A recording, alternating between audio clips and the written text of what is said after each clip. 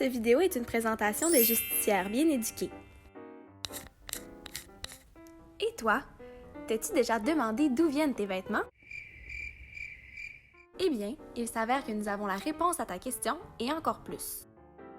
Tout d'abord, définissons ce qu'est l'industrie du textile. Son premier secteur est celui de la conception, c'est-à-dire tout ce qui passe d'une idée à un croquis. Par la suite, le deuxième secteur est celui de la fabrication. C'est alors que l'on passe de matériaux bruts aux vêtements que l'on retrouve sur le cintre de nos magasins. Finalement, le troisième secteur est celui de la commercialisation. Autrement dit, tout ce qui concerne la vente du vêtement. D'ailleurs, saviez-vous que le prix d'un vêtement n'est pas seulement celui affiché sur l'étiquette? En effet, derrière ces chiffres à l'allure inoffensive se cachent de nombreux enjeux. Je m'explique davantage. Si l'on compare le coût total d'un vêtement à l'image d'un iceberg, on remarque que la partie visible représente le prix indiqué sur l'étiquette, alors que la partie sous l'eau représente plutôt les coûts sociaux et environnementaux qu'engendre la production du vêtement. On peut donc se rendre compte qu'un vêtement conçu ailleurs aura certes un faible prix sur l'étiquette. Toutefois, sa production aura plus de conséquences au niveau social et environnemental. À l'opposé, un vêtement qui sera conçu ici diminuera ses impacts sur notre planète ainsi que sur les conditions de travail de l'industrie. Cependant, on pourra remarquer une augmentation de son prix sur l'étiquette. On parle de coût, mais comment se manifeste-t-il?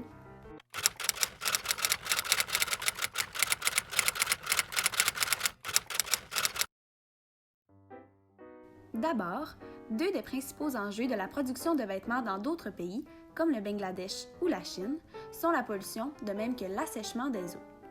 Puisque les normes environnementales sont beaucoup moins strictes dans ces pays, on assiste à une grande production d'eau usée. En effet, l'utilisation des teintures et produits chimiques dans la fabrication des vêtements participe à polluer de nombreuses étendues d'eau.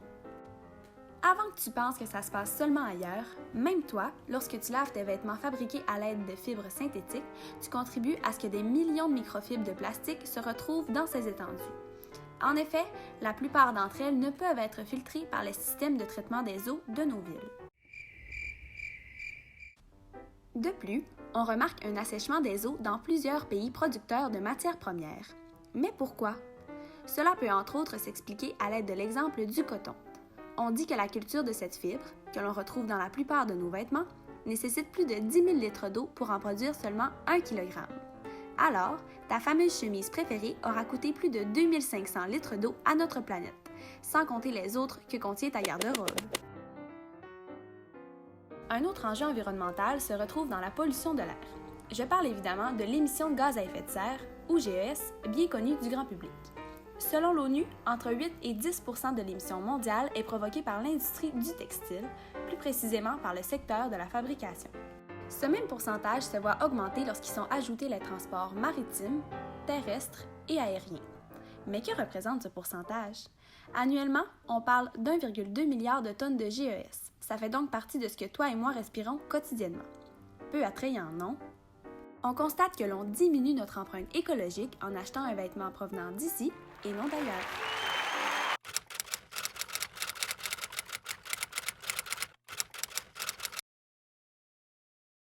À l'international, les coûts sociaux se manifestent surtout au niveau des conditions de travail de ceux, mais surtout de celles, qui travaillent au sein de l'industrie.